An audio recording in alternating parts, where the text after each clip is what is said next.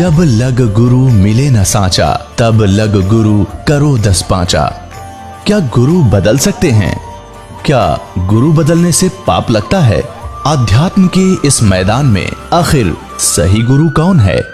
गीता जी में वर्णित तत्वदर्शी संत कौन है? इन सभी प्रश्नों के उत्तर जानने के लिए अवश्य सुनिए जगत गुरु तत्वदर्शी संत रामपाल जी महाराज के मंगल प्रवचन। जो सदग्रंथों में लिखा है और जिसको हमारे धर्मगुरु समझ नहीं सके, दास उनको समझा रहा है कि इस सदग्रंथ का कहने का तात्पर्य ये है, ये न्यू का न्यू लिखा हुआ है, एज इट इज रिटन है, जो का त्यों लिखा हुआ है और उसको हमारे धर्मगुरु समझ नहीं सके। बस इतनी सी बात है। अब धर्मगुरु कौन होता है? जो धार्मिकता और सदग्रंथों का ज्ञान दे, और जो सदग्रंथों के विपरीत ज्ञान देता है और आपस में लड़ा के मारता है, वो ना धर्म गुरु है ना उसके धार्मिकता आसपास है, वो तो एक राक्षस व्यक्ति है। पीछे आप देखते आए हो, हिंदुओं के गुरु मुसलमानों के साथ लड़ाते हैं, मुसलमानों के गुरु हिंदुओं के साथ लड़ाई करवाते हैं अपने उल्लू सीधा करने के लिए, और वो हमें मूर्ख बनाते रहे। अब हम देखेंगे अपने सदग्रंथों को, और सदग्रंथों में वर्णित विधि है, उससे हम मोक्ष प्राप्ति करेंगे। तो दास आपको बता रहा था कि जो मंत्र आपको दिए जाते हैं, ये आपको यहां प्रयोग नहीं करने चाहिए थे। आपने इनकी कमाई को संग्रहित करना है, सुरक्षित रखना है, किसी को आशीर्वाद नहीं देना, किसी को कोई दुआ या बद्दुआ नहीं देना। बद्दुआ दोगे तो भी आपकी पुण्य अक्षीण होंगे, और किसी को आशीर्वाद दोगे तो भी आपके भक्ति कमाई समाप्त होगी, खर्च होगी। अब जैसे कोई एक पहिए से, एक टायर से हवा और दूसरे टायर में भरे, वो कितना बुद्धिमान है, दोनों कंडम, वो युद्ध है इसका। ये बुद्धिमान व्यक्ति ऐसे काम करता है, उसको सलाह देगा, भाई यहाँ से जाइए, वहाँ आगे एक हवा भरने का यंत्र है, आप वहाँ से हवा भराइए, दोनों का काम चले। तो इस प्रकार हम अगर आशीर्वाद दे देते हैं तो हमारी पूंजी नष्ट हो जाती है, भक्ति। अब ना उसको लाभ, उसको थोड़ा सा लाभ उसको होगा, और आप यहीं रह गए, दोनों चौड़ चपट, क्या फायदा। तो इस प्रकार हमने अपने बच्चों को, भाई बहन, माता पिता, सबको, संबंधित जितने मित्र हैं या वैसे भी कोई, एक सद्भावना पूर्वक सबसे प्रार्थना करनी चाहिए कि आप भी दीक्षा लो और अपनी हवा आप भरो। जैसे एक पंप दे दिया जाता है साइकिल में हवा भरने का, तो सब ले लो पंप और अपनी भरो हवा, जब जरूरत पड़े फुल करो और चलो गाड़ी पर, सवारी पर। तो कहने का भाव ये है कि इसी प्रकार ये गुरुदेव जी से दीक्षा लेकर के आप स्वयं अपनी भक्ति मंत्र के जाप साधना के द्वारा अपने टायर में हवा स्वयं भरो और फिर चलो। तो इस प्रकार आप जी ने अब ना किसी को आशीर्वाद देना है, ना किसी को बद्दुआ देनी है, दोनों में हमें हानि है। पहले क्या था, इस काल का जाल है। आप देखते हो बुजुर्ग बड़े छोटों को आशीर्वाद देते हैं और बड़े उनके चरण छूते हैं, क्योंकि पहले जो एक आपने देखा होगा, एक पाग सिस्टम है, पाग। जैसे पिता की मृत्यु के उपरांत बड़े पुत्र को एक पाग बांधी जाती थी, पगड़ी, और फिर वो पिता वाले कर्म वो करता था। आप पिछला इतिहास देखिएगा तो उसमें क्या होता है कि वो आशीर्वाद देने वाला अपनी पूंजी नष्ट करता है और उनको आशीर्वाद देता है। जैसे आपने देखा होगा, एक पुत्र वधू अपनी सास के पैर दबाती है, या किसी और बड़ी बूढ़ी के उसके पास बैठी है उसके पैर छूती है, वो उसको दुआ देती है, पुत्रवती हो तेरे तेरे बेटे हो, पुतों फड़िए दूध दो, नहाइए, इस तरह के देते हैं। तो वो बुढ़िया के पास 2 चवन्नी थी, वह तो पुत्र वधू को दे दी। आप खाली होगी, आगे चारदर है ही नहीं। तो इस प्रकार हमने अपनी इस भक्ति को बर्बाद नहीं करना है, ना किसी पुत्र वधू को आशीर्वाद देना है। पुत्र वधू को भी परमात्मा से जोड़ दे, बेटी अपनी कमाई कर, और तेरा भी कल्याण हमारा भी कल्याण होगा। अपने आत्माओं, परमात्मा कहते हैं मेर तेर की जेवड़ी, यू बड़ बंदा संसार, एक कबीरा ना बंदा जो है नाम आधार। जिसने नाम प्राप्त हो गया, परमात्मा को आधार मानकर चल रहा है, वो इस संसार की मेर तेर की जेवड़ी में बंधा नहीं गा। अब हमने देखी है बुढ़िया किस प्रकार आशीर्वाद देती है। जब पुत्र वधू का उसकी अच्छा मेल सा है तब तो आशीर्वाद दे रही है, तेरे भाई जियो, तेरे भतीजे जियो, और तू बूढ़ सुहागन हो। बूढ़ सुहागन माने मरा इतना तेरा पति नहीं मरा, वरदोस्ता तक सुहागन बनी रहे। और अगले दिन उसकी होगी अनपन, बुढ़िया दे रही है गाल उसने, तेरे भाई मरियो, तेरे भतीजे मरियो, तो रांड होइयो। बताओ, वो दूना टोटा कर लिया उसने। पहले तो आशीर्वाद देकर खोई, फिर उसने बददुआ देकर भक्ति खोई। तो ये कोई बात हुई? जो दास आपको कह रहा था कि ये भक्ति मार्ग जो अब प्रारंभ हुआ है, ये 4थे युग में ही होता है। और ये समय है उसका। पुण्यात्मा, आप जी सुनते आए हो विशेषकर 2-3 वर्षों से कि सन 2012 में प्रलय होएगी। अब वो प्रलय का अर्थ कैसे लगाकर पेश करते हैं कि पृथ्वी पर सर्वनाश हो जाएगा। ये वो प्रलय नहीं होगी, ये अधर्म की प्रलय होगी। अधर्म का सर्वनाश होगा, अज्ञान की प्रलय होगी और ज्ञान का विकास होगा। ये वो प्रलय अब सन 2012 में होगी।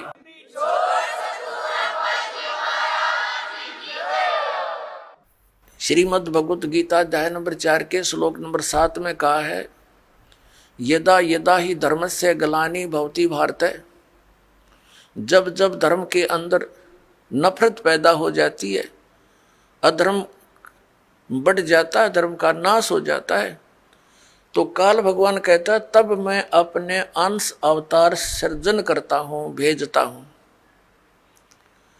पुण्यात्माओं, आप जी को दास बार बार बताता है, हम काल के लोक में रह रहे हैं, सरपुरुष के लोक में। और गीता जी का ज्ञान ये काल भगवान यानी ब्रह्म श्री कृष्ण जी में प्रवेश करके बोल रहा है। ये कहता है कि जब अधर्म बढ़ जाता है और धर्म की हानि होने लगती है तो मैं अपने अंश अवतार भेजता हूं, जैसे श्री राम श्री कृष्ण रूप में, श्री परशुराम रूप में, और वो अधर्म का नाश करते हैं। और दूसरे परमात्मा कौन है जो हमारे लिंक में हैं, जिनसे हम संबंधित हैं?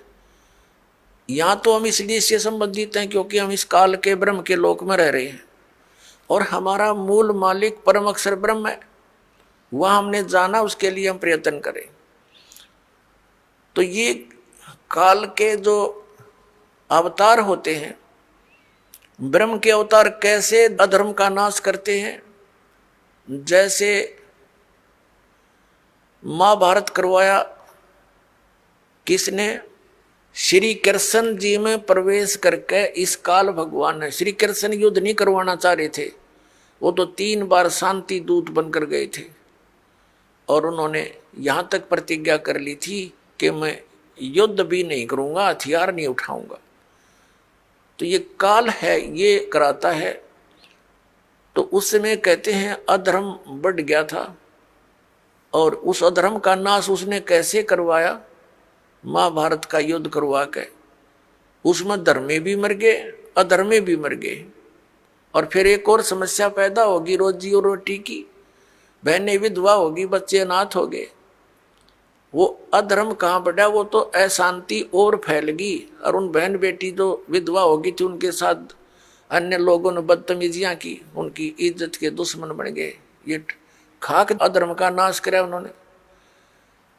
अब जैसे परशुराम जी ने अक्षत्रियों को मार डाला, क्योंकि वो सब निर्दयी, अत्याचारी, अन्यायी हो गए थे। और यही स्थिति पुण्यात्माओं अधिकतर अब हो चुकी है। राजनेता अपने स्वार्थवशी कार्य करते हैं, अधिकतर ये अधिकारी गण भी अपने स्वार्थवश कार्य करते हैं, वो न्याय और धर्म को नहीं देखते। लेकिन परशुराम ने उनका कैसे, जो अधर्म फैला रहे थे उसका नाश कैसे किया, उनको सबको फरसे से काट डाला, उनकी हत्या कर दी। अब वो क्या अधर्म का नाश करे उसने, उनकी पत्नियां विधवा हुई, उनके साथ शेष बचे हुए लोगों ने और ज्यादा पाप किए, अधर्म किए, उनके बच्चे भूखे मर गए। ये टट्टू अधर्म का नाश करा इन्होंने। तो पुण्यात्माओं, परमात्मा कैसे उस अधर्म का नाश करता है, अधर्म की कैसे प्रलय करता है, जो अब होने जा रही है। परमेश्वर 600 वर्ष पहले आए थे, उस समय उन्होंने ये तत्व ज्ञान और अपनी समर्थता का प्रमाण दिया था। परमात्मा ने ऐसे सुख दिए थे जो उनकी शरण में आए थे। 64 लाख शेष हुए थे कबीर परमेश्वर जी के। सन 1398 से सन 1518 तक 120 वर्ष परमात्मा इस पृथ्वी पर रहे, एक जनसाधारण की लीला की, जुलाहे का कार्य किया और एक परम संत की भूमिका की, तत्वदर्शी संत की भूमिका की। और जो भी उनकी शरण में आए उनके आशीर्वाद मात्र से उनको सुख होना शुरू हो गया। यानी परमात्मा की सतिथि को पुनः स्थापित किया परमात्मा कबीर परमेश्वर जी ने, और अधर्म का नाश किया। और उसके बाद फिर उन महापुरुषों के मिलते रहते हैं, वो आकर के उनके द्वारा फिर अपने धर्म का प्रचार कराते हैं। उनसे सुख होता है, जनता को भक्ति में आस्था बनी रहती है। तो अभी ये 50-60 वर्ष पहले तक पुण्यात्माओं, आप पिछला इतिहास देखो, कितना शांति से रहते थे लोग। दुखी को दुखी देखकर दुखी होते थे, उसकी मदद करते थे। एक घर में कोई अभाव होता किसी वस्तु का तो गांव इकट्ठा हो जाता था और भाई उसकी मदद करो, कोई किसी कारण से कोई उसके ऊपर आपत्ति आई है तो। और अब खुश होते हैं किसी का हानि होती है तो कितना अब बिजली गिर गई। उन महापुरुषों के द्वारा स्थापित किया हुआ धर्म अभी तक चल रहा था, अब फिर दया करी है दाता ने। ये आप देख रहे हो, क्योंकि दास के जीवन में ये 61वां वर्ष चल रहा है। इससे पहले का भी समय देखा और वर्तमान का समय भी दास देख रहा है। दिन और रात की बिजली गिर गई है, इतना अंतर हो गया। अब परमात्मा अपने भी वो अंश अवतार भेजता है। जैसे आदरणीय नानक साहिब जी आए, पूरे पंजाब क्षेत्र में धार्मिकता को कूट कूट कर भर दिया। लेकिन 10वें श्री गुरु जी जो थे इनके, गुरु गोविंद सिंह जी, उसके बाद कोई संत गुरु ना रहा। केवल गुरु ग्रंथ साहिब को उन्होंने गुरु मानना प्रारंभ कर दिया। अपनी अपनी डफली, अपना अपना राग शुरू हो गया। शराब पीने लगे, मांस खाने लगे। अपने आत्माओं, जैसे गुरु ग्रंथ साहिब क्या है, ये तो एक विधान है भगवान का, और उस विधान को मेंटेन करने के लिए राजा की आवश्यकता होती है, संत की। तो जैसे हमारा विधान बना के छोड़ दिया और कोई प्रधानमंत्री राष्ट्रपति कोई बने नहीं, और यूं कहे जाके इस विधान को राष्ट्रपति मान लो, तो सब आप अपनी डफली बजाओगे, वो तो सारा बात बिगड़ जाएगी। तो उस विधान में जो भी नियम है उनका पालन करवाने वाले संत की आवश्यकता अवश्य पड़ेगी, और तब ये धार्मिकता बनी रहेगी। ये दास का एक संत होने के नाते एक सलाह है और सच्चाई है। तो अब ये कितना अंतर हो गया उसी पवित्र धर्म में। मुसलमान धर्म चला उस समय भी, उसमें कोई ऐसा मांस और शराब का और तंबाकू का बिल्कुल समावेश नहीं था। और अब इसमें भी ऐसे ही बहुत बुराई करगी, मांस खाते हैं और तंबाकू पीना, ये तो आम बात हो गई है। तो पुण्यात्माओं, अब ये अधर्म का नाश होगा, नास्तिकता का अंत होगा और सब लोग धर्म की तरफ चलेंगे, क्योंकि अधर्म करके सब थक चुके हैं, शराब मांस तम्बाकू पी कर थक चुके हैं, लेकिन इनको कोई विकल्प नहीं दिखता, क्योंकि समाज के अंदर ये बुराई घनी कर करगी और कदम कदम पर आगे साथी मिले हैं पीने और खाने वाले। तो अब ये दास जो ट्राई कर रहा है, कोशिश कर रहा है कि सबद समाज बनाए और समाज ही, बच्चे जो पुण्यात्मा हैं वही अधिक मात्रा में हो जाएंगे बीड़ी शराब मांस तम्बाकू से दूर और सतभक्ति करने वाले। तो धीरे धीरे उन बुराई को हटाएंगे, अन्य को भी दूर करेंगे, वो भी देखम देखा फिर अच्छाई पर लगेंगे। जैसे देखम देखा ये बुराई सब में घर कर गई है। अब प्रसंग जो चल रहा है पुण्यात्माओं कि अब ये जो समय है ये इन 4 युगों की करीब है, सतयुग त्रेता द्वापर की और इस कलयुग की। अब ये प्राइम टाइम है भक्ति का, मोक्ष कराने का। सतयुग त्रेता द्वापर में प्राणी वैसे ही बहुत सुखी थे, अच्छी आत्माओं का जन्म होता है, तो वो जो भी भक्ति शास्त्र विरुद्ध भी कर रहे होते हैं तो भी उनको सुख होता है। तो वो ये समझ बैठते हैं कि जो साधनाएं हम कर रहे हैं इन्हीं से हमें लाभ हो रहा। जैसे ये दास पहले भगवान श्री कृष्ण, भगवान विष्णु, भगवान शंकर जी, बाबा श्याम जी, हनुमान जी और भी जो भी देवी देवता हमारे पवित्र धर्म में हमें पूज्य बता रखे थे, सबकी पूजा करते थे। और वो अब पता चला वो तो शास्त्र विरुद्ध साधना थी जिससे लाभ हो ही नहीं सकता, और फिर भी बहुत से ढेर सारे सुख अपने जीवन में हो रहे थे। हम ये सोच बैठे थे कि इन्हीं साधनाओं से हमें लाभ हो रहा है। अब पता चला कि उन्हीं पूजाओं को करने वाले हमारे पड़ोस में, गांव में, उनके सर्वनाश हो गए। कभी बुद्धि नहीं गई कि ये भी वही पूजा करते हैं और इनका कति नाश हो गया और हमें कैसे लाभ मिल रहा है। वो प्रारब्ध कर्म ही हमें प्रफुल्लित हो रहा था। जिनके प्रारब्ध में पाप थे वो पाप उनको कैर तोड़ रहे थे, जिनके प्रारब्ध में सुख थे, पुण्य कर्म थे, उनको फल मिल रहे थे। पूजा दोनों ही एक जैसी कर रहे थे। अब ये पता चला कि जो साधनाएं हम कर रहे थे उनके प्रतिफल से हमें कोई सुख नहीं था।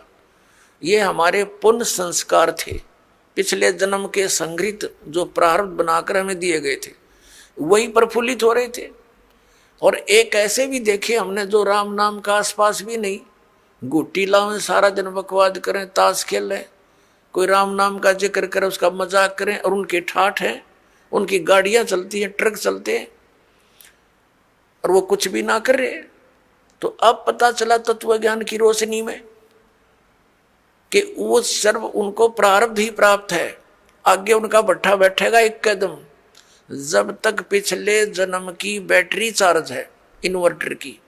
जिस प्रकार इन्वर्टर की बैटरी चार्जड है और फिर चार्जर लगा नहीं रखा, तो वो जब तक उसकी अक्षमता है उसके अंदर वो चलती रहेगी, काम करती रहेगी, और फिर एक ही दम वो सब डाउन होगी बैटरी, सब लाभ बंद हो जाएंगे। ठीक इसी प्रकार जिन पुण्यकर्मी प्राणियों के पिछले पुण्य उनके साथ हैं, आज वो कति सुखी दिखाई देते हैं और वो भक्ति भी ना करते, वो भक्ति भी नहीं करते और करते हैं तो शास्त्र विरुद्ध कर रहे हैं, और वो फिर भी सुखी नजर आते हैं। तो उनको ये भ्रम हो चुका है कि हम जो पूजाएं करते हैं ये हमारी इस भक्ति के प्रतिफल में मिल रहे हैं, तो ये उनकी भूल है। इसी प्रकार सतयुग त्रेता द्वापर में सभी प्राणी, वो बहुत पुण्यकर्मी प्राणियों का जन्म उन युगों में होता है, तो उनके पूर्व जन्म के संस्कारों से उन्हें फल लाभ मिलते रहते हैं। वो सोचते हैं हम सुखी हैं इसी साधना से, तो उनको कोई कहे कि ये पूजा छोड़कर ये करो, वो नहीं मानते। दूसरा कारण उस समय क्या रहा कि उस समय शिक्षा नहीं थी। शिक्षा के अधिकारी केवल एक ब्राह्मण वर्ण के व्यक्ति होते थे, वही पढ़ते थे, वही अपने बच्चों को शिक्षा देते थे। आध्यात्मिक ज्ञान की, संस्कृत के पढ़ने का किसी को अलाउड नहीं करते थे। वैसे पाठशालाओं में पढ़ा जरूर जाता था, लेकिन अध्यात्म मार्ग का ज्ञान उनको नहीं दिया जाता था, ना उनको अधिकार होता था सदग्रंथों को पढ़ने का। जैसा भी वो बताते थे उसी आधार से वो केवल क्रिया ही करते थे। गुरुजी ने जो मार्गदर्शन किया उसी तरह वो क्रियाएं करते रहे। और दूसरा ये था कि उस समय एक वेदों को ही आधार मानकर ज्ञान दिया जाता था, अन्य कोई शास्त्र या कोई विचार कोई व्यक्त नहीं करता था। कोई शास्त्र सदर ग्रंथ अन्य नहीं था वेदों के अतिरिक्त, तो उनको कोई शंका संशय नहीं था। और उनको जो मार्ग बताया जाता था वेदों अनुसार ओम नाम का जाप ही ऋषि लोग दिया करते थे, और कोई अन्य मंत्र नहीं देते थे। जैसे ये ओम नमः भागवते, ओम नमः शिवाय आदि ये मंत्र नहीं जाप करते थे, वो तो बाद में करने लगे हैं लोग। तो केवल ओम नाम का जाप और 500 यज्ञ ये ऋषि जन करते और करवाते थे। तो उस समय जो साधना वो ओम नाम का जाप और गुरु परंपरा से करते थे, उनको भविष्य की पुण्य तो एकत्रित होते थे, लेकिन लाभ उनको पिछले संस्कारों से मिल रहा होता था। ओम नाम के जाप से उनको क्या लाभ होता था? ब्रह्मलोक प्राप्ति। जैसे आपने श्री महावीर जैन जी के जीवन में बहुत बार दास ने दिखाया है, वो महापुरुष तो वेदों अनुसार साधना करते थे, जिस कारण से 80 लाख बार तो वो देवता पद को प्राप्त किया उन्होंने। और फिर कितना कैर टूटा पाप के कारण, 60 करोड़ बार गधा, 30 करोड़ बार कुत्ता और बिल्ली हाथी, पता नहीं कितनी बार उन्हें ऐसे कष्ट भोगे। तो ये विधान है यहाँ के भगवान का।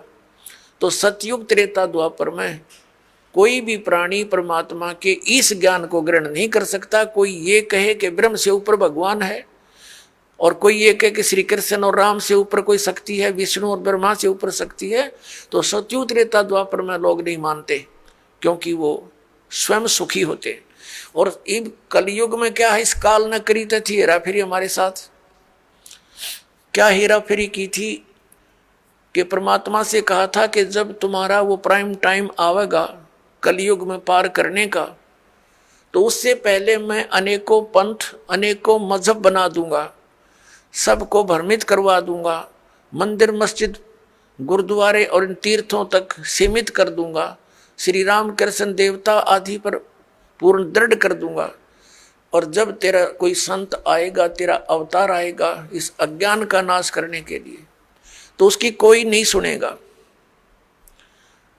इसलिए काल ने कलयुग का समय परमात्मा से मांगा था कि कलयुग में आप कितने ही प्राणी मुक्त करा लेना।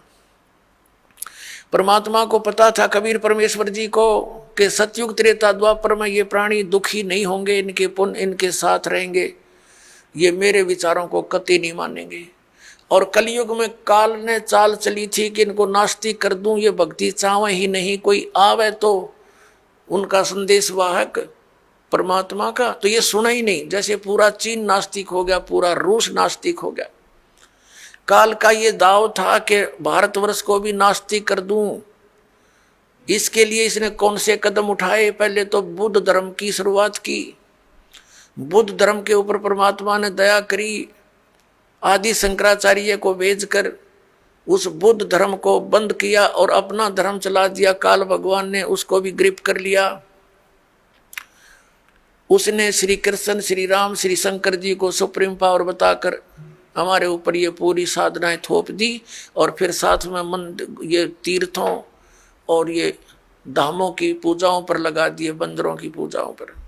अब परमात्मा बड़े दयालु हैं, ये भी उनका एहसान है श्री आदि शंकराचार्य जी का कि उसने हमें नास्तिक होने से बचा दिया। यदि बौद्ध धर्म भारतवर्ष में फैल जाता तो चीन जैसी दशा आज हमारी होती, हम राम नाम बोल भी नहीं सकते थे। लेकिन बात वही की वही रही, आसमान से गिरे, खजूर पर अटक गए। लेकिन इतना अवश्य रहा कि हम धार्मिकता की तरफ अग्रसर रहे। अब काल ने फिर दूसरा दाव खेला नास्तिक बनाने का। ये जितना राधा स्वामी पंथ, जय गुरुदेव पंथ, विनोद वाला राधा स्वामी पंथ, ताराचंद वाला, और ये सच्चा सौदा सिरसा और जगमाल वाली वाला, और ये अड़क यहाँ पर निकट सी है हिसार के पास है गंगुआ, और ये ठाकुर जी, ये कृपाल सिंह जी, ये सारे एक ही कुएं का जल है। श्री शिवदयाल जी के विचारों से प्रभावित हैं, उसी के आधार से प्रचार करें। अब ये क्या करते हैं, जैसे अपने हिंदू धर्म के सबके घरों में एक जोत जला करती देसी घी की, ये तो आम देखा होगा आपने। तो इन्होंने राधा स्वामी, धन धन सतगुरु वाला ने, जय गुरुदेव वालों ने, ये ताराचंद वाला ने वह भी बंद करवा दी। इन्हों कही ये जोत नहीं जलानी, हमने तो अंदर जोत जलाएंगे। बताओ, वो थोड़ा बहुत हवन यज्ञ का लाभ था, होना था, पुण्य बनना था, वो भी बंद करवा दिया। और इनका ज्ञान आपके पास है, वो कैसे वचन सुनाते हो, सतनाम वही सतनाम है, वही सतपुरुष, वही सार शब्द, वही सार नाम, वही सचखंड, वही सतलोक, वही राधा स्वामी। ये इनकी अकल देखो। इन ज्ञान तो सब सदग्रंथों से अलग कर दिया। इनकी एक और थ्योरी है। इनके महापुरुष कहते रहे हैं कि हमने वेदों और गीता को पढ़ने की आवश्यकता नहीं, हमारा ज्ञान तो इनसे आगे का है। जो थोड़ा बहुत गीता जी को नित्य पाठ करके ज्ञान यज्ञ का लाभ मिलना था, वो बंद करवा दिया। इन ग्रंथों से नफरत करवा दी। तो ये पक्के काल के दूत थे। अब कुछ वर्षों के अंदर आप देख लेना, अगर ये नहीं इस मार्ग पर लगे तो सब नास्तिक हो जाएंगे, चीन जैसी स्थिति हो जाएगी इन लोगों की। लेकिन अब परमात्मा दया करेंगे, सबको ये ज्ञान स्वीकार करना पड़ेगा, नहीं तो इस मनुष्य जीवन को नाश करके वो बहुत कष्ट उठाएंगे जो इस ज्ञान को स्वीकार नहीं करेंगे। दास कोई उनकी बुराई में नहीं बोल रहा। इस दास को ये पता चल गया कि हम एक पिता की संतान हैं, और यहाँ का जो काल भगवान है वो नहीं चाहता कि इनको यथार्थ ज्ञान हो। सदग्रंथ हमारे पास है और गुरु हमने बना रखे। हमारे हिंदू धर्म के गुरु हमें नहीं बता पाए सदग्रंथों में क्या प्रमाण है, इसके विरुद्ध लोक वेद सुनाकर हमारा बट्ठा बैठा दिया इन्होंने। तो दास का उद्देश्य सभी पुण्यकर्मी प्राणियों से है, यही है कि आप जी सच्चाई को ग्रहण करें, पूरा अच्छी तरह जांच करें जो दास शब्द बोलता है, और फिर इस तत्व ज्ञान को ग्रहण करें और अपना कल्याण करवाएं।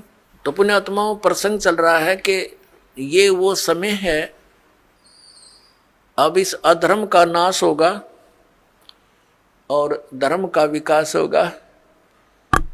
धर्म और धार्मिकता शास्त्र अनुकूल साधना करने से ही ऊपर उठेगी।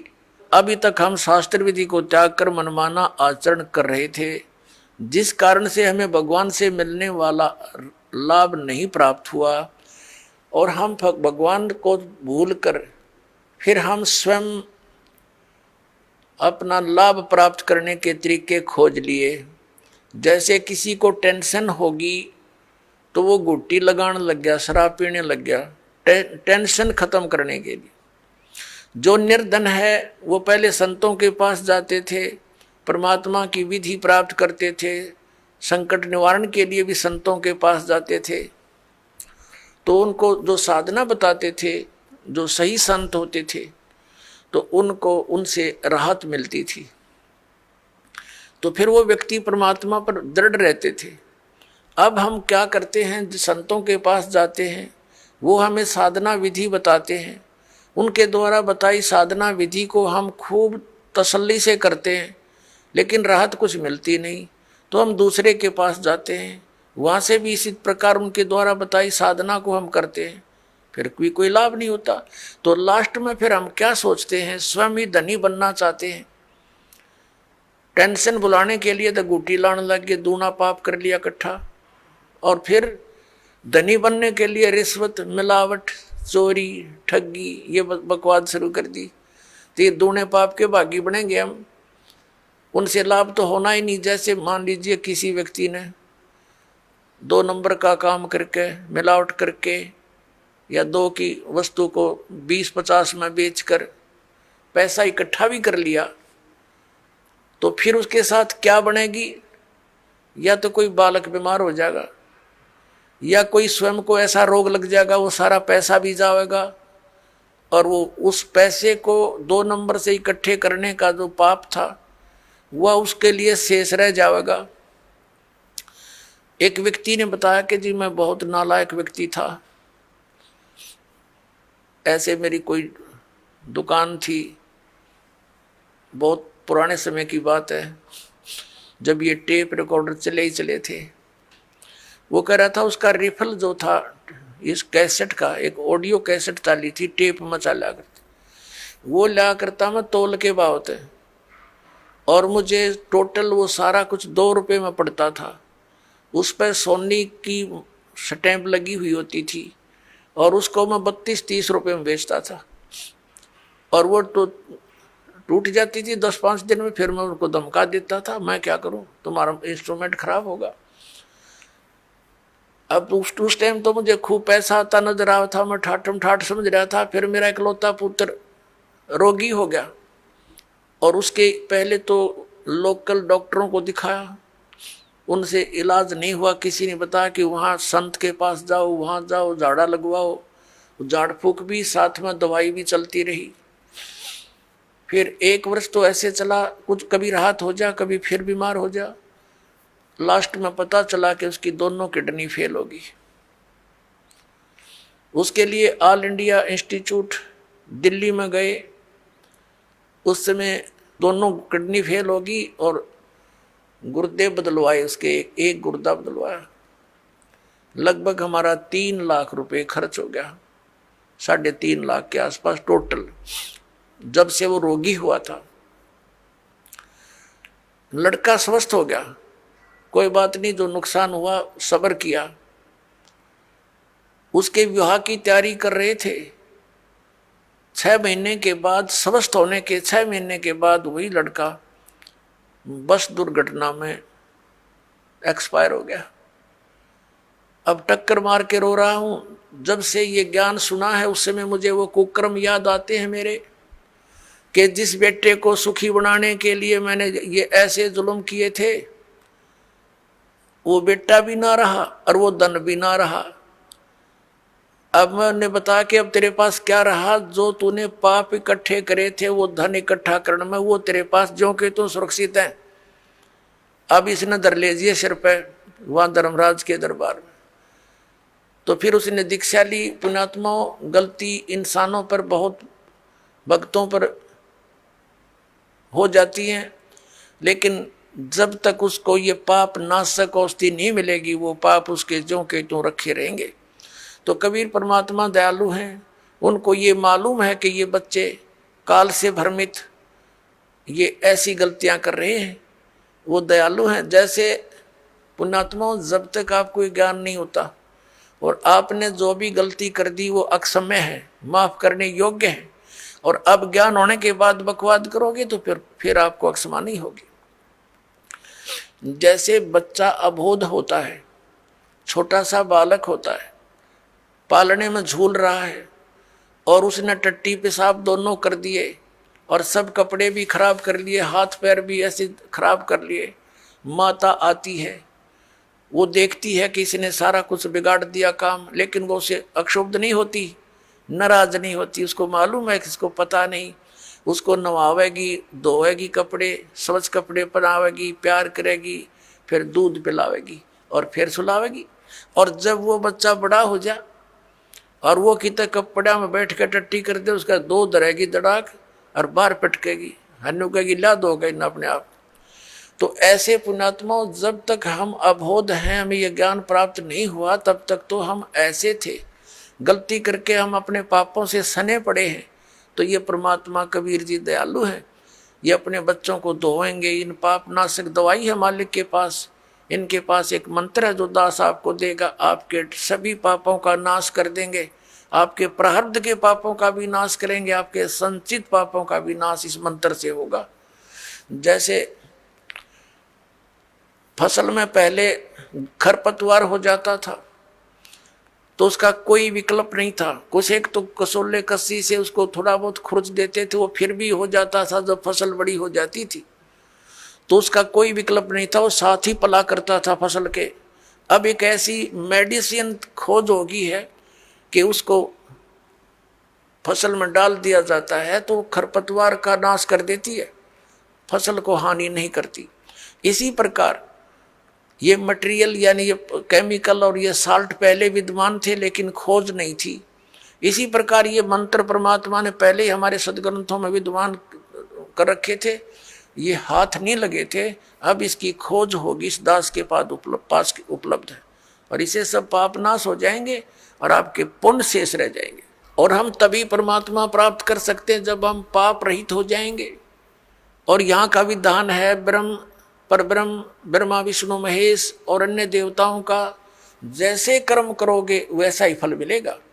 पाप आपके अलग लिखे जाते हैं, पुण्य अलग लिखे जाते हैं और फल मिलता है दोनों का। पुण्यों के लिए स्वर्ग महास्वर्ग, फिर यहाँ के छोटी मोटी सुविधा राजा या अच्छी कोई पोस्ट, और नरक ये भी पैरेलल मिलेगा। कुत्ते गधे सूअर की योनि ये भी अवश्य भोगनी पड़ेंगी। लेकिन कबीर परमेश्वर की शरण में आने के बाद आपको अब ये पापों का दंड नहीं भोगना पड़ेगा। आपके प्रारब्ध के कर्मों का भी नाश होगा जो आपको हानिकारक होंगे। इसलिए तो भक्ति करते हैं हम, इसलिए परमात्मा की खोज करते हैं कि हमारे ऊपर कोई आपदा आवे तो परमात्मा हमारी रक्षा करे। और जब वो आपदा भी आ रही है तो फिर प्रोटेक्शन क्या हुआ उस साधना का जो हम करें। जैसे हमने कोई शेड या झोंपड़ी मकान बना रखा है, उसका उद्देश्य क्या है कि गर्मी सर्दी वर्षा से हमारी रक्षा करे। और जिसने हमने बना रखी है झोंपड़ी या मकान और वो सारा पानी भी अंदर ही आ रहा है और धूप का भी असर ऐसे पैरेलल है, तो वो कुछ भी प्रोटेक्शन नहीं है आपका। आप कितने नशे में पड़े हो और सोच रहे हो महल में बैठे हो, तो सारी आपदाएं आप पर आ रही हैं, तो साधनाएं आपकी वो सत्य नहीं है, शास्त्र अनुकूल नहीं है, इसलिए आपको कोई लाभ प्राप्त नहीं हो रहा है। तो उसकी प्राप्ति के लिए आपने परम संत की खोज करनी पड़ेगी। और इन्हीं मंत्रों और साधनाओं को जो दास देता है, अन्य कोई व्यक्ति देवेगा, उससे कोई लाभ आपको प्राप्त नहीं होगा। क्योंकि अनअधिकारी से कोई भी कार्य सफल नहीं होता। जैसे एक सिंपल सी बात है, आप जी पासपोर्ट बनवाते हैं विदेश जाने के लिए, यदि वो डुप्लीकेट बना दिया जाता है तो आप भी दोषी और बनाने वाला भी अपराधी, दोनों को सजा मिलेगी। इसी प्रकार हमने जाना सतलोक, और ये पासपोर्ट बनाने का आदेश केवल इस दास के अतिरिक्त इस ब्रह्मांड में नहीं है, ये सत्कर मान लेना। और इसके अतिरिक्त जो भी कोई नाम दान साधना दे रहा है वो शास्त्र विदिता का मनमाना आचरण है उनका, और वो डुप्लीकेट नाम दे रहे हैं, उनसे कोई लाभ आपको नहीं होना। और इन मंत्रों को भी यदि इस दास से कोई प्राप्त कर चुका है और वो दुष्ट आत्मा स्वयंभू संत बनकर उनको आगे दान कर भी रहा, तो डुप्लीकेट पासपोर्ट बना रहा वो, उससे भी आपने बचना है। इसी कहते ये काल हमारा भट्ठा बंटवाता है, ये पैरेलल खड़ा कर देता काल के दूतों को। भगवान आए थे, एक कबीर पंथ चला था, उसके बाद काल ने 12 कबीर पंथ चला दिए, सबको भ्रमित कर डाला। परमात्मा कबीर जी वाली एक भी साधना उन पंथों में नहीं, नाम कबीर पंथ है। तो इससे आपने अब सतर्क रहना है। पीछे जो गलतियां हो चुकी हैं उनसे बचकर ही हम आगे सफल हो सकेंगे। वो उदाहरण भी आपको दिए जाते हैं। अपनात्मा हमारे सदग्रंथ हमारे साथ हैं, हमारे पास हैं। जैसे प्रसंग चल रहा था कि जो मंत्र आपको दिए जाते हैं ये यथार्थ जाप साधना है, सदग्रंथों में वर्णित है। और जो आपको दास साधना विधि और ज्ञान बताता है वो सूक्ष्म वेद से बताता है। तत्व ज्ञान रूपी 5वां वेद जो है, जो सच्चिदानंद घन ब्रह्म की वाणी में वर्णित है, उसके आधार से आपको ज्ञान देता है।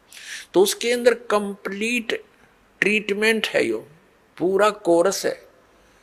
जैसे आप जी ने पवित्र हिंदू धर्म के धर्मी पुरुषों ने, भक्तों ने, बहनों ने पुराणों को खूब पढ़ा है, श्रीमद् भगवद गीता को भी पढ़ा है। श्रीमद् भगवद गीता में केवल एक मंत्र है, ओम, 8वें अध्याय के 13वें श्लोक में, वो ब्रह्म का मंत्र है। ओम इति एकाक्षरम ब्रह्म व्यवहारण माम अनुस्मरण ये प्रियाति तजन देहम स याति परमाम गतिम। उसका भावार्थ ये है कि गीता ज्ञान दाता ये ब्रह्म है, श्री कृष्ण जी में प्रवेश करके बोल रहा है। ये कह रहा है कि मुझ ब्रह्म का केवल एक ओम मंत्र है, नथिंग एल्स, ये एक अक्षर है। और इसका उच्चारण करके सिमरण करता हुआ जो शरीर त्याग कर जाता स याति परमाम गति, वो ओम से मिलने वाली जो परम गति उसको प्राप्त होता है। ओम से क्या होती है? ब्रह्मलोक प्राप्ति। ब्रह्मलोक में गए हुए प्राणी भी वापस आते हैं। 8वें अध्याय के 16वें श्लोक में गीता जी में ये भी स्पष्ट किया हुआ। और गीता ज्ञानदाता स्वयं भी दूसरे अध्याय के 12वें श्लोक में, चौथे अध्याय के 5 और 9 श्लोक में और 10वें अध्याय के दूसरे श्लोक में कहता, अर्जुन तेरे और मेरे बहुत जन्म हो चुके, तू नहीं जानता मैं जानता। इसे सिद्ध है कि गीता ज्ञान दाता भी अविनाशी नहीं है, ये नाशवान है। तो इसके भगत भी नाशवान, जन्म मृत्यु समाप्त नहीं होगी। फिर गीता जी अध्याय नंबर 17 के श्लोक नंबर 23 में साधना का ज्ञान है। 3 मंत्र बताए हैं। ओम तत्सत इति निर्देश ब्रह्मण त्रिविधि समर्थ है, यानी सच्चिदानंद घन ब्रह्म, उस परम अक्षर ब्रह्म की प्राप्ति के लिए ये 3 मंत्र की मजदूरी है, साधना है। अपने आत्मा और कोई मंत्र इसमें जाप नहीं। तीसरे अध्याय के 10 से लेकर 15 तक श्लोकों में गीता जी में यज्ञों की जानकारी दी है, विधि नहीं बताई है, यज्ञों का लाभ बताया है। तो ये सब सारा कुछ कंप्लीट जो कोर्स आपको दिया गया है, ये कहाँ लिखा है? ये सूक्ष्म वेद में लिखा है। पुराणों के अंदर आप जी पढ़ते हो, कहीं पर हरियम नाम है, कहीं पर कलम नाम लिखा है, कहीं पर श्रम लिखा है। ये कहीं कोई जाप करने का बताया, कहीं ने किसी ने कुछ बताया। तो परमात्मा ने आकर के सतयुग के प्रथम चरण में ब्रह्मा जी आदि कईयों को मिले थे, वो महापुरुषों को मिलते हैं, उनका गुण है। तो उनको ये कंप्लीट प्रथम मंत्र देने की, बताने की चेष्टा की थी। तो उन्होंने उनको स्वीकार ना करके उस में से अपने अपने स्वार्थवश मंत्र निकाल लिए और उनकी साधना शुरू कर दी। और ये ऐसे जो मंत्र हैं, स्ट्रॉन्ग मंत्र हैं, इनके जाप से शीघ्र ही लाभ प्राप्त हो जाता है। जैसे एक बार ये दास एक शहर में पाठ कर रहे थे, पर गांव गांव में, घर घर, नगर नगर में जाते थे हम, श्रद्धालुओं के 3 दिन पाठ करते थे, सत्संग सुनाते थे, सब परिवार को बिठाकर समझाया करते थे। तो उनका एक पड़ोसी था, उसको बुला लिया, कहा जो आप भी सत्संग सुन लो, ज्ञान सुनो। सत्संग सुनने के बाद वो पास में आकर बैठ गया। 5-7 भगत थे। वो कहने लगा जी मुझे तो वो मंत्र दे दे जिसमें नरी माया माया इकट्ठी हो, और नहीं चाहिए हमने कोई भी, मोक्ष मास की मुझे जरूरत नहीं। तो ये इस टाइप के व्यक्ति हैं। वो उन्होंने ऐसा ही कर लिया पहले, जैसे एक मंत्र सेलेक्ट कर लिया, किलम, इसकी साधना करी, इसे सिद्धियां आ गई। उस सिद्धि एक हल्दी की गांठ प्राप्त करके पंसारी बन गए, कर लिया नाश अपना भी। फिर किसी ने दूसरा मंत्र शुरू कर दिया, श्रम श्रम करेंगे, तो उससे ये दुर्गा का मंत्र है, इससे शक्ति माया की सिद्धि हो जाती है, छोटा मोटा कार्य सिद्ध हो गया, फिर चौड़ चपट। तो ऐसे यू काम बिगाड़ रखा था। अब ये कंप्लीट कोर्स आपको दिया गया है, इसको ऐसे ही करना पड़ेगा। क्योंकि यदि हम एक सूंठ खाएंगे, सौंठ, तो वो सौंठ का ही गुण देगी, और उसको अन्य औषधियों के साथ मिलाकर प्रयोग किया जाएगा तो उसका गुण बदल जाता है। ठीक इसी प्रकार हम इस विधि को प्रयोग करेंगे, इस प्रकार से हम साधना करेंगे तो उसका फल होगा। जैसे आज प्रसंग चला था कि प्रथम मंत्र भी आपको दिए जाते हैं, और सतनाम के अंदर भी उन्हीं मंत्रों का कुछ समावेश है। तो कुछ भोली आत्मा ये भ्रमित हो जाते हैं कि बताओ वो नाम भी उधर भी वही है, उलट पुलट करके यहाँ दे रखे। इनमें बहुत अंतर होता है। जैसे एक आयुर्वेद में लिखा है कि शहद और घी को यदि समान मात्रा में मिला दिया जाए तो विष बन जाता है, और उसको विषम मात्रा में बनाया जाए तो वो अमृत बन जाता है। जैसे 2 चम्मच शहद और 1 चम्मच घी डाल दिया तो अमृत बन गया, और दोनों 1-1 चम्मच मिला के खा लिया तो विष का काम करता है। तो इसी प्रकार वेद को पता होता है कौन सी औषधि किस प्रकार मिलाने से ये गुण युक्त होती है। तो ये दास इस अध्यात्म मार्ग का वेद है। आप एक सिंपल समझो, आप जन्म मरण रोग के रोगी हो, ये दास वो वेद है जिसको कंप्लीट कोर्स याद है इस जन्म मरण मृत्यु के रोग के नाश करने का। और आज तक या तो भगवान को ज्ञान था, या परमात्मा जिन महापुरुषों को मिले वो कौन कौन है। आदरणीय धर्मदास साहिब जी, आदरणीय नानक साहिब जी, आदरणीय मलुकदास साहिब जी, आदरणीय दादू साहिब जी, आदरणीय गरीबदास साहिब जी, गांव छुडानी, जिला जज्जर, हरियाणा वाले, आदरणीय गीसा दास साहिब जी, गांव खेखड़ा, जिला मेरठ, उत्तर प्रदेश वाले। इन महापुरुषों की तो दास को जानकारी है कि इनको मालिक आकर मिले हैं, इनसे संपर्क साधा है और इनको वही ज्ञान दिया जो दास को दे रखा है। लेकिन इनको थोड़ा सा एक प्रार्थना की थी भगवान ने कि तुम इन मंत्रों का जाप कीजिए, लेकिन आगे जो सतनाम और सारनाम है ये भी सार्वजनिक नहीं करना। लेकिन वो महात्मा प्रथम मंत्र का जाप देते थे, लेकिन बीच बीच के 5 नाम ही देते थे, जो आपको 7 मंत्र अब बनाकर दिए जाते हैं। इसलिए गुरु ग्रंथ साहिब में उन 5 मंत्रों का और 5 धुनात्मक शब्दों का जो जिक्र है वो इन्हीं कमलों के अंदर, सभी भगवानों के इनमें कमलों में ये धुन हो रही है। जैसे आप देखोगे राष्ट्रपति भवन में भी एक धुन चलती रहती है और गवर्नर भवन में भी एक धुन चलती रहती है, कंटिन्यू चलती रहती है। अब तो ऑटोमेटिकली इंस्ट्रूमेंट बन के, पहले विशेष ड्यूटी लगाई जाती थी नौकरों की, वो उनके वहाँ एक विशेष प्रकार की राष्ट्रीय धुन का हमेशा चालू रखते थे। तो इस प्रकार इन सभी भगवानों के इन कमलों स्थानों पर जहाँ जहाँ ये इनके लोक है वहाँ ये धुनें हो रही है, उनका फिर हम सुन रहा है इस टेलीविजन में, हमारे शरीर में। जैसे कोई भी कार्यक्रम कहीं हो रहा है तो टेलीविजन पर हम यहाँ देख रहे हैं, लेकिन वो टेलीविजन में नहीं है, वहाँ तो हम देख रहे, सुन रहे हैं, वो वास्तव में कहीं और होता है। तो ऐसे ये मंत्र हैं। तो पुण्यात्माओं, जो दास आपको मंत्र देता है, जो ज्ञान देता है, ये बिल्कुल फाइनल समझ लेना। और उपदेश प्राप्त होने के बाद केवल आप दास जो आदेश आपको दे उसका पालन करना है, उसमें अग्रम मग्रम नहीं करनी, नहीं तो फिर आप भक्तिहीन हो जाओगे।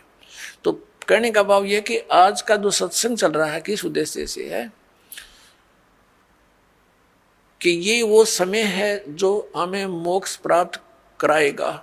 आइए अब हम उन श्रद्धालुओं के अनुभव जानते हैं जो जगत गुरु तत्वदर्शी संत रामपाल जी महाराज जी से दीक्षा प्राप्त कर चुके हैं तथा उनके द्वारा बताए गए भक्ति मार्ग पर चल रहे हैं। सर नमस्कार। नमस्कार सर। सर क्या नाम है आपका? मेरा नाम रतिराम परमार है जी। सर कहाँ से आए आप? मैं गांव छटेरा, तहसील कसौली, जिला सोलन का रहने वाला हूँ। फिलहाल सोलन में मकान बना करके रह रहा हूँ। सर क्या करते हैं आप? मैं सेना पुलिस से सूबेदार मेजर के पद से रिटायर हूँ और वर्तमान में एक छोटी सी दुकान करता हूँ। सर संत रामपाल जी महाराज से कब जुड़े आप? मैं 2014 मई के महीने में संत रामपाल जी महाराज से जुड़ा था। मेजर साहब आपसे एक और बात जानना चाहेंगे कि संत रामपाल जी महाराज जी से नाम दीक्षा लेने से पहले आप क्या भक्ति साधना करते थे? सेना में रह करके ज़्यादातर हमारे एक तो पहाड़ी इलाके में यहाँ पर माता दुर्गा की पूजा करते हैं, गाहे बगाहे बीच में। कभी वैसे तो एक सैनिक के नाते जहाँ भी कहीं झंडा देखा, जहाँ कहीं मंदिर, चर्च, गुरुद्वारा, चाहे कोई मस्जिद हो, सब में हम मस्तिष्क नवाते थे और यही हमारी पूजा थी, इसी को हम करते थे।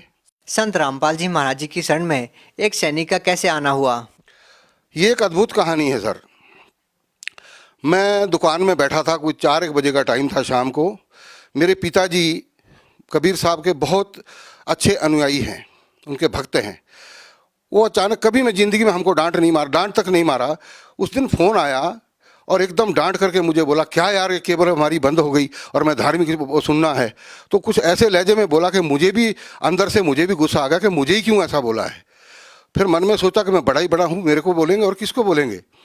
मगर मेरे अंदर भी आग भड़क गई।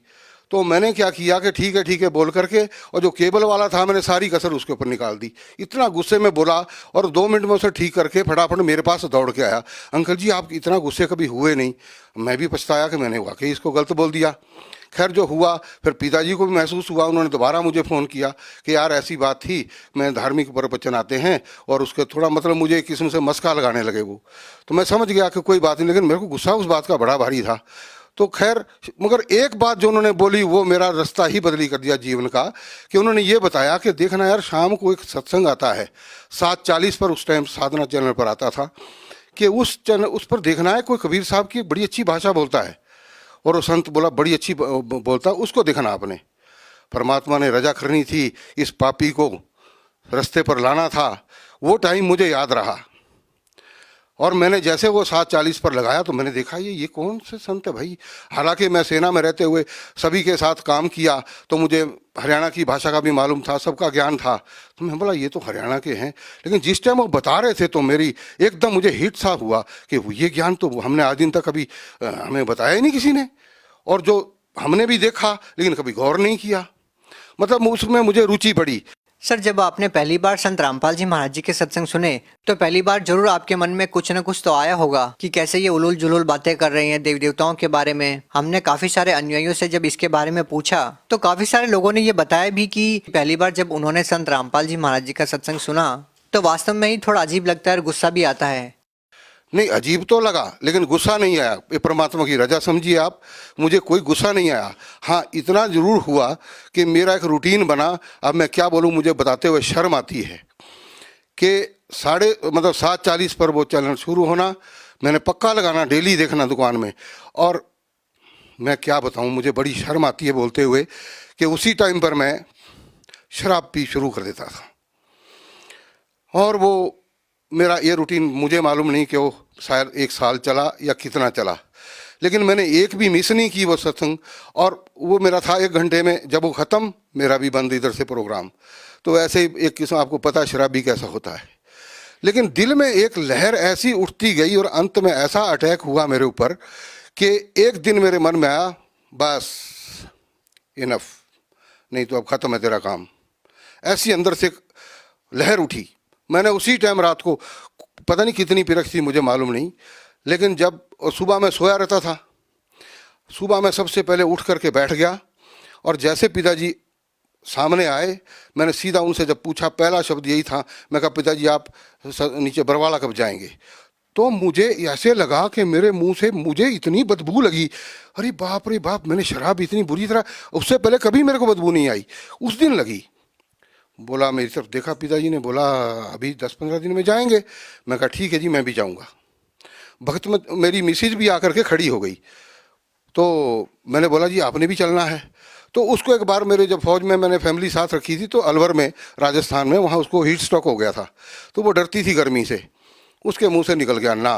और मेरे मन में फिर वो भाई परमात्मा, आपके पास तो मैं आना चाहता था विद फैमिली, और आपने मुझे रुकावट डाल दी, ये क्या हुआ। चलो आपकी इच्छा है।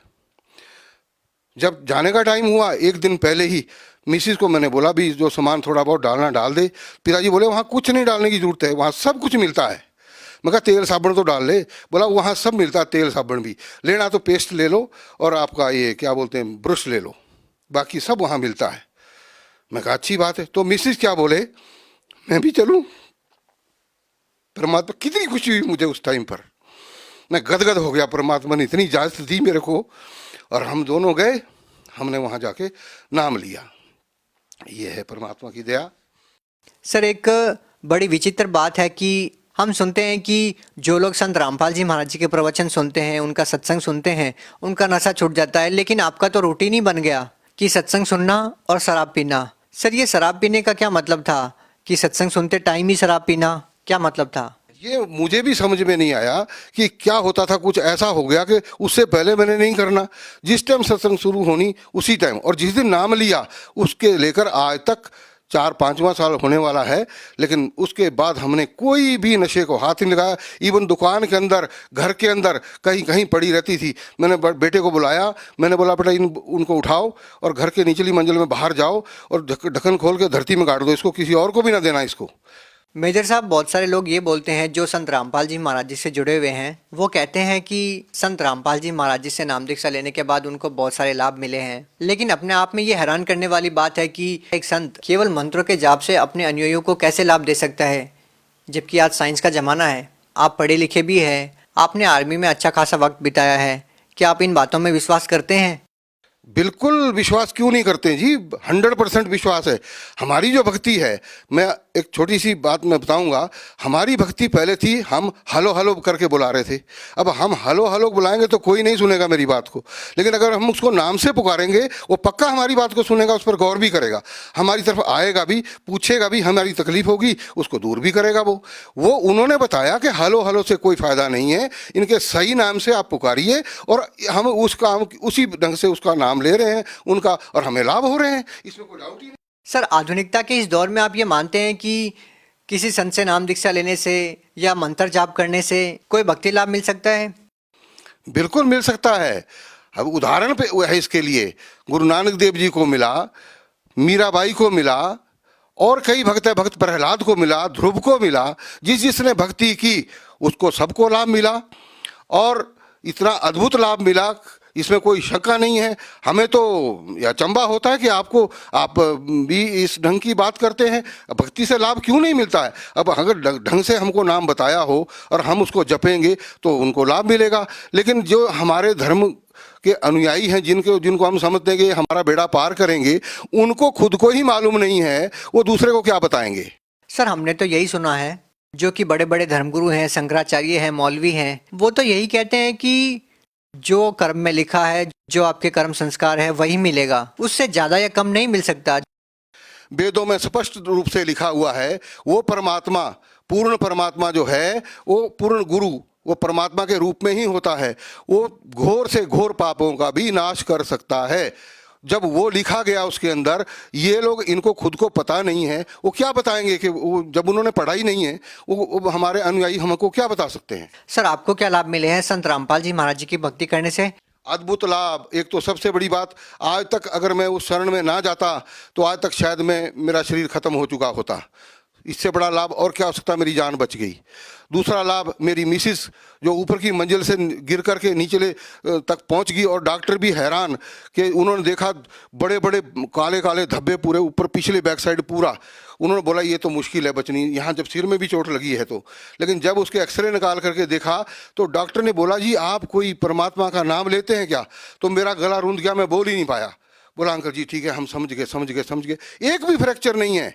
ऊपर की मंजिल से गिरना और इतना भारी शरीर, और वो सीढ़ियों से लुढ़कता हुआ जाए और बच जाए, कुछ भी नहीं हुआ। तो ये लाभ नहीं तो और क्या है। सर, फिर भी लोग ये कहते हैं कि एक श्रद्धालु को तो रूहानी लाभ की ही इच्छा रखनी चाहिए, ये संसारिक लाभ, ये भौतिक लाभ, ये सब तो आनी जानी चीज है। अगर हमारा शरीर ही बीमार है तो हम भक्ति कैसे कर सकते हैं? जिसको तकलीफ है वो भक्ति कैसे कर सकता है? तो जब शरीर ठीक होगा तो भक्ति भी सही होगी, और भक्ति, अगर शरीर तभी ठीक होगा जब हमने सही नाम लिया होगा। और जो ऐसा बोलते हैं कि भाई आपको शारीरिक सुख तो नहीं मिलेगा, शारीरिक लाभ नहीं मिलेगा इसका, तो वो तो ढोंगी है। वो बोलते तुम्हारे पिछले कर्म तो भाई भुगतने पड़ेंगे। अरे भुगतने पड़ेंगे तो भक्ति किस लिए करनी है? वो तो हमने, जब भक्ति हम कर रहे हैं, भक्ति तभी उसका फायदा है, हमें कुछ लाभ होगा, और हमें हो रहे हैं लाभ। ये है यथार्थ भक्ति। सर, भगत समाज को आप क्या संदेश देना चाहेंगे? भगत समाज को मैं अर्ज करता हूँ कि जो भी मेरी आवाज़ को मेरे भाई सुन रहे हैं, हम उनसे यही अर्ज करेंगे कि भैया आप देर ना करो। ऐसा मुश्किल से ऐसा संत धरती पर प्रकट हुआ है और ऐसा ज्ञान देता है, आप अपना कल्याण करवाएं और परिवार का भी कल्याण करवाएं। जी, बहुत बहुत धन्यवाद। सत साहिब।